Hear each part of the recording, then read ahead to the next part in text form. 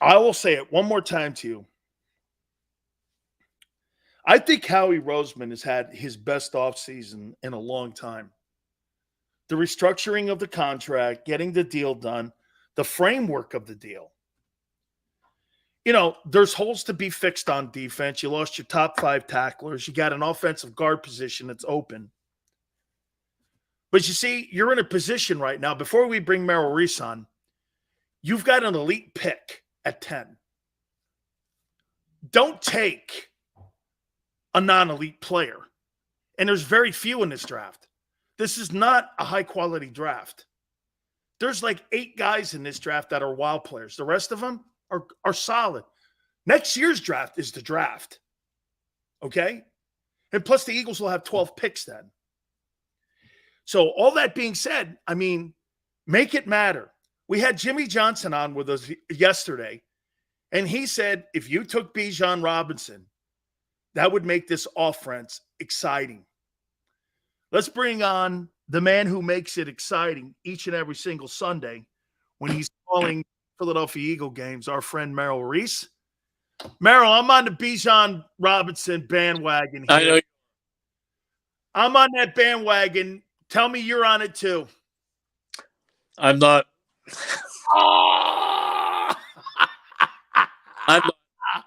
I think he's a terrific player. But the last time the Eagles, do you know who the last Eagle drafted in the first round was by the Eagles? Do you know he's on tomorrow at 4:30? Keith Byers? Yep. Give him my best. I know. I wanted to get from the horse's mouth himself, who was the 10th. It's ironic, isn't it? He was the 10th pick. Was he? 86.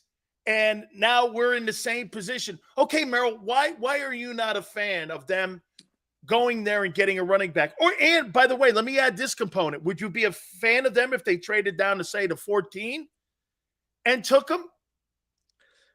See, I think, Dan, that considering there are probably going to be 4 quarterbacks, it could even be 5 chosen before they get to 10. They're going to get, even though you say it's not a wow draft, but there are going to be wow players left, because you're talking about, minus the quarterbacks, you're talking about 4 or 5 of the best players left, non-quarterbacks, in the entire draft. And it's just Howie's MO not to draft. Rarely. A couple of years ago, they drafted Devontae Smith, but he's a take an offensive line or a defensive line or an edge rusher type of guy early in a draft. And this is not a team with an urgent need. They don't need a wide receiver.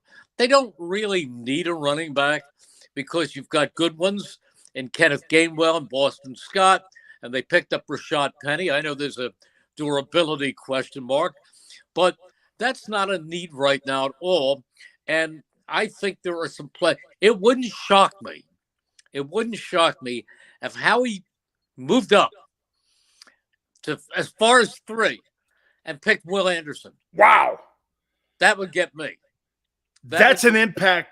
And you know what? The last 2 years, he's been the best defensive player, and arguably, in my opinion, the best player. And he would have went number 1 overall last year over the kid Walker from Georgia. Mm-hmm. And with the relationship with Jonathan Gannon and the organization, I don't know. Boy, you'd have to give up. Do you feel comfortable giving up 10 and 30 to go to 3? Yeah, if 3 is Will Anderson, I do. How about these 5 players? Because as we know, how about Jalen Carter? No. He's on this list here. I'll throw this at you, Merrill. I think if you're sitting at 10, nobody knows exactly what the board's going to look on. But I've got a big Sills litter box here for Howie. And you tell me if you like these names, if they're there at 10. I got Jalen Carter, the kid from Georgia. I did put Bijan in there. I got Tyree Wilson, the edge rusher from Texas Tech, could be in there. Okay, yeah. Could take over for Brandon Graham one time. Hey, when you watch him on tape too, Merrill, because he played in the Big 12, what do they do in the Big 12? They throw the ball 50 times a game. So he gets a ton of reps on being a pass rusher, and he's developed a lot of great skills to be a pass rusher. and I put Paris Johnson and Broderick Jones. Those are my 5 guys. Of all those guys that you think are likely for the Eagles to take, who would you think would be the most likely pick that you see Howie taking? Maybe Jalen Carter. Wow. He's such a great ball player. You say to me, would I be excited about Bijan Robinson? The answer is yes. But the reason is because, like everybody else, I would love to call the runs of Bijan Robinson. I would love to see him out there with that offense and just add to that great offense. But the sensible side of me says, wait a minute. Lane Johnson he says 2 years left. And, he's near the end. So wouldn't it be nice to have a Paris Johnson to put over there at right tackle? Or Brandon Graham, as you mentioned, is near the end. Wouldn't it be great to have another outstanding pass rusher, edge rusher? So this is the reason when you say, would I want Bijan Robinson at 10? I say no, but I don't say I would be not excited if by Friday morning I woke up and he was leading the running back department. I mean, he's somebody. He's a great player. He's somebody great to get excited about.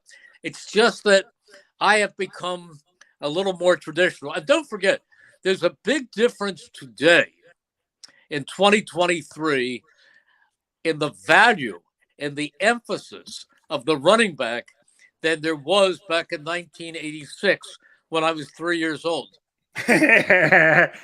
Completely a different ball game. But if I told you LaDainian Tomlinson was at 10, would you take him? Well, knowing now what, yeah, sure. That's who people are comparing him to. Well, I've heard that, and I've heard him compared to Christian McCaffrey. But people are always comparing somebody to somebody, and that always doesn't. It's once in a while that person gets close, but it's not. Nobody compared Jalen Hurts to quarterback has become, which is the most exciting quarterback in the NFC. Nobody thought Absolutely. that. I'm going to get to Jalen here in a minute. And I'll tell you what, I was very excited, Dan, last year, the night of the draft, when they traded and got A.J. Brown. I said, this is fantastic. But even then, I didn't know that A.J. Brown would make the impact that he made. He was phenomenal. Nothing less than phenomenal this year. He had a career year. By the way, I told you this last time. I compared that guy, and I've never done it before. I compared that guy, Carter, to this guy here, and I've never made that comparison. And I asked Jimmy Johnson, I go, Coach, you see the same things? He turned to me and goes, you played next to him. What did you think? And I go, here's the problem that Buddy used to tell us, because Buddy used to come down and talk to Jerome and I. His first 2 years, Merrill, in 86 and 87, he'd come down and do this. And I was telling the story yesterday. He's Sileo, sit here. Jerome, sit here. We were juniors and sophomores, and he's kicking my ass, going, "What are you looking at? What are you doing? And we're all sitting there going, "We haven't lost a game in 3 years," and he's beating us up, Buddy Ryan. But he would turn and look. He goes, "Hey, Brown, taking another couple plays off, right?" And Jimmy started going, this kid Carter takes some plays off. I go, yeah, but Jerome will turn around and get you 8 phenomenal plays and wreck the game for you. And that's the kind of player this guy is. And I think a guy like Tracy Rocker and a guy like who knows him and recruited him, plus he played next to Jordan, plus the Kobe was the leader of that team. I think they got the intel to put that kid on that team there, Merrill. And to me, it would be a grand slam if they got him. He's an upgrade, in my opinion, over Javon Hargrave. That's something. Because Javon Hargrave really played well the last couple of years. He was outstanding. He's the big loss in what this team is missing in this preseason, in this offseason. But I would say this to you, Merrill. The only problem that I had with Hargrave in today's tackles, you don't have to be as complete as you did back in the day with Jerome and even in Fletcher's early part of his career.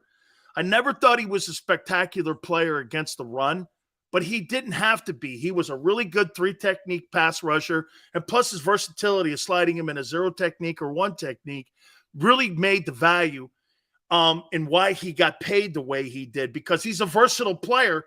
And I think this kid, Jalen Carter, could be something like that too, especially with the history that Tracy has with him, the D-line coach, obviously, of the Eagles. Yeah. Well, Tracy's a great coach.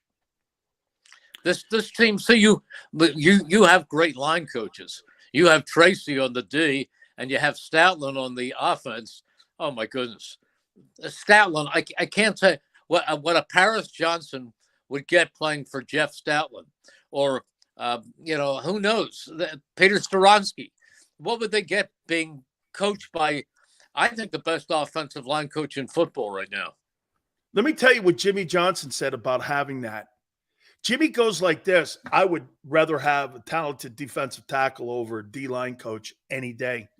But he goes, the most important coach in my coaching staff was not my coordinators. It was my O-line coach. He had one O-line coach, and Tony Weiss, the whole time. Sure. And I go, what do you think of Stoutland? He's like, I think him and Bill Callahan, who's now, I think, in Cleveland, who was at Washington and really built some really good O-lines. He goes, I think those two guys are the best O-line coaches in the NFL. And he said Stoutland is the most important coach in that building. Do you believe that? Yeah, absolutely. And I don't want to take anything away from the other coaches. Agreed. But I do believe Stoutland. I might have told you the story that when Stoutland discovered Jordan Mailata and brought him back, he had never played a down of football. And did I mention this to you, that during the season, the first season, I said, how's Jordan Mailata doing? And Stout said to me, Merrill, it would be like telling you to go up in that booth and do the game in French. And after bonjour, I'm in deep trouble. About where he is right now. But Mailata's the next great thing. Absolutely. He's going to be all time. He's that good. I think he's like a Trey Thomas kind of guy too, and I think he's more athletic than Trey. Physically bigger and stronger than Trey Thomas. Yeah, and Trey Thomas was a great one. Great player, great football player. I'll give you a Stoutland story because he was the interim coach at the University of Miami. So I called him. I go like this. I go, hey, how do you like being a head coach? I hate it. And I go, why? He goes, because I like being around my guys. I just like being around my guys. He brought like Bryant McKinney and all them guys in there.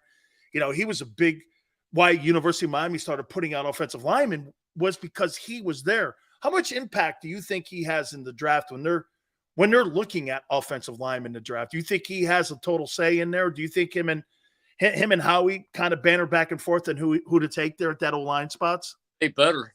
Yeah. They better. If I'm Howie, I'm not drafting an offensive lineman until he passes the Stout test. Hey, I got to say this to you, Merrill. Watching Jalen Hurts at that press conference a couple days ago, man, I'll tell you what. I've never seen a guy in my life be so embarrassed to talk about money. And he just got paid a shitload of – Merrill, this guy got a king's ransom.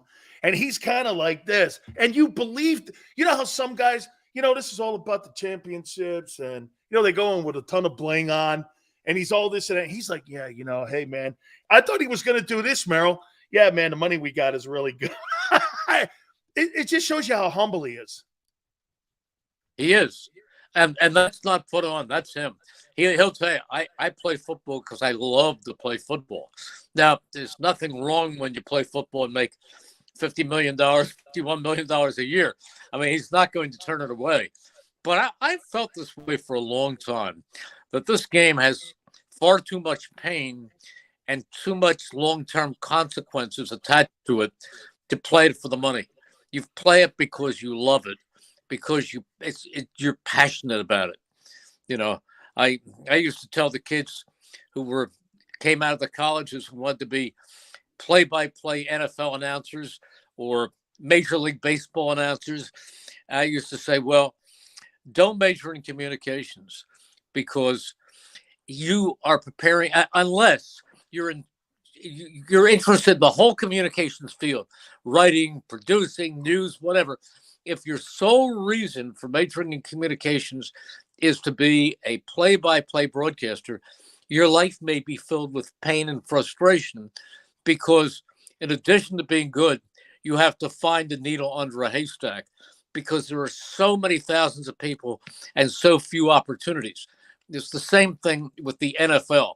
These kids go to a university and they should take advantage of it and prepare themselves for a million different avenues because to be an NFL player, you are one of such a select few. I mean, thousands and thousands of young guys start out in high school football, and only the best get to college football. And that very small amount get to the NFL. So they've got to have such a passion that that's the only thing in life that matters. It can't be, well, maybe I'll do this, maybe I'll do that. And that's Jalen Hurts. He loves football, and he knows he's going to take a pounding. 1 year, it may be the ankle. That's going to be the ribs. And, and we see, Dan, we see a lot of sad stories as the players get older. The Eagles just lost a great member of the alumni, Frank LeMaster, last week or 2 weeks ago. The funeral was last week with the CTE and all the things we know. So it better be the greatest passion you have. And that's what it is for Jalen Hurts. Well, I would ask you this then, Merrill.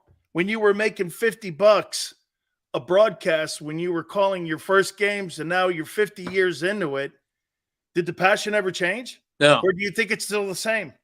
It's grown. I love it more every year. I tell people this all the time, Merrill, that if you put a price tag on your performance, or you put a price tag on your delivery, or you put a price tag on the content you give people every day, you're doing yourself a disservice because someone will reward you. And most importantly, you're rewarded with how you present yourself and your product. I tell young kids the same thing. Don't ever get mad because you're taking less money, making more money, making whatever. Never deviate off the product that you have, because once that happens, then you're going to be miserable for the rest of your life because then you're not doing something that you love. No, you have to do it because you love it. And if you do it well enough, the rewards come with it. But that's secondary. That's secondary. You do it because this is something I've wanted. When I first discovered that at 5'8" and 140 pounds, I wasn't going to play quarterback for the Eagles. So then I thought, what's next? And what's next is this. Well, maybe because you were calling games at Temple, it made you feel Well, that didn't help. All right. I'm disappointed in one thing, that you didn't go with my Bijan pick. Give me a pick at 10. First off, do you think they stay there at 10? I think if they trade up to get Will, as we talked about. I don't think they move back from 10. I may be wrong, and I've been wrong before, but I think there are enough great players to fall in love with one of them and not take the chance. Yep. I mean, once upon a time at the beginning of the third round, they really loved a quarterback, and they said, well, you know what? We don't have to take him. He'll be there at the beginning of the fourth. And so they passed on Russell Wilson, and that was Andy. And now they did pick up Nick Foles, who has a statue outside the stadium. And as much as I love Nick, you know that there's no comparison in the careers that they've had. Although without Nick, there might not be a Lombardi trophy. But you know what I'm talking about. If you love somebody, don't say, oh, I might be able to get him at 30. If you think this guy is going to make your team significantly better, take him while he's there. Don't get too cute. I would always say this to you. He may not have had the career Russell Wilson had, but he had the greatest Super Bowl moment. Yes. Maybe not the greatest Super Bowl game, but when that guy's doing this, and I talked to Doug 2 nights ago. You know, Doug's always like, hey, yeah, okay, I'll do it. I'm like, come on, Doug, give me. So here's Doug talking to Frank And the dude comes over, and here comes Nick. Come on, let's run a Philly special. All right, let's go with it. I think that's the greatest moment in Super Bowl history. In my opinion, that's the greatest moment. And I'll make this point to you too, Merrill, on the way out here. I never thought that I would say this. And I have great respect for Doug Peterson. By the way, great respect. But the owner chose right. What? Yeah. Oh, the owner chose right by keeping Howie. Yes, absolutely, 100%. But about the Philly special, I tell Doug, the worst call with the best result I've ever seen. That's a terrible call. You're down there at the 1 yard line with the last play of the half, and you're going to be giving the ball to the Patriots to start the second half, and they moved right down and scored. You take those 3 points. Worst call, best result. What did you say prior to the play being run when you saw it developing? Were you like, oh my God? I said they've got to score. They've got to take the 3 points right there. And they're lining up. And I'm going, oh my goodness. And then I see all that stuff going on. And of course, the ball is passed by Trey Burton into the hands of Nick Foles. And my friend and partner in the booth, Mike Quick, said, that's why Doug's down there and you're up here. Hey, it's going to be awful exciting tomorrow night. I cannot wait. We flipped this burger too many times. It's overcooked now. It's time to put it in the bun, and let's go see what happens tomorrow night for the 2023 NFL Draft. Merrill, it is always great. Tomorrow, Keith Byers is coming on. I'll make sure tell you that you said hi to him. He always tells me this. He goes, Jerome and I and Keith Jackson, we had a house together. They lived in Philly together. Because these guys were all Southern guys. You know what? Well, I think Keith's a Jersey guy or Ohio guy. I think he's an Ohio guy. He's Ohio. I think he came from Canton. Yeah, that's right. He's an Ohio guy. Keith's a Southern guy, and so is Jerome, but they all live together in Philadelphia, someplace near the Flats, whatever that is. And so they had this place, and they go, oh, my God, man, when we first got here, it's kind of like what Jalen was saying the other day. You got to get used to it because if you're like us, Merrill, you're from this area.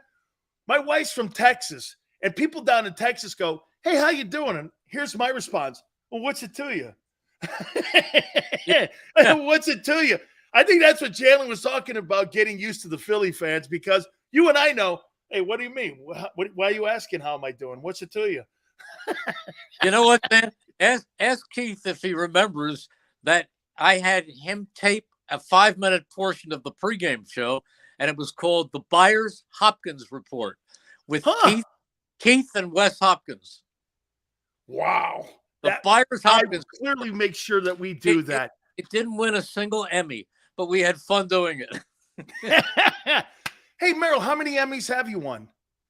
The next one. The next one will be the first one. I have one more hole-in-one than I have Emmys. And I have one hole-in-one. Merrill, thank you, my friend. And modestly, I will tell you that I've been Pennsylvania Sportscaster of the Year about 12 times or something like that.